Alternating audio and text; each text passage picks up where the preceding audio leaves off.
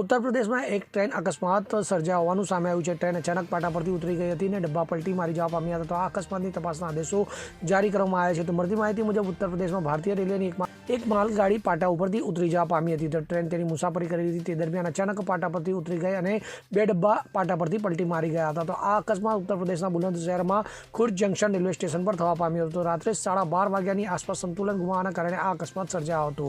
તો અકસ્માત થતાં લોકો પાયલટે રેલવે અધિકારીઓને ફોન દ્વારા જાણ કરી હતી। તો આ અકસ્માતની માહિતી મળતા જ રેલવેના ઉચ્ચ અધિકારીઓ અને કર્મચારીઓ ઘટના સ્થળે દોડી આવ્યા હતા। તો હાલ રેલવેના ટેકનિકલ અધિકારીઓ અને કર્મચારીઓ રેલવે લાઇન અને બોગીઓનું સમારકામ કરી રહ્યા છે। તો અકસ્માત થયો ત્યારે માલગાડી ટુંડાળાથી આવી રહી હતી। તો અલીગઢના સિનિયર DST અનિલ કુમારે અકસ્માતની પુષ્ટિ કરી અને કહ્યું કે અકસ્માતની તપાસના આદેશ આપવામાં આવ્યા છે।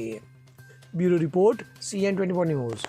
હવે જુઓ દેશ દુનિયાની તમામ ખબરો તમારી આંગળીના ટેરવે। ઉઠાવો મોબાઈલ અને Google Play Store પરથી ડાઉનલોડ કરો અમારી CN24 ન્યૂઝ મોબાઈલ એપ।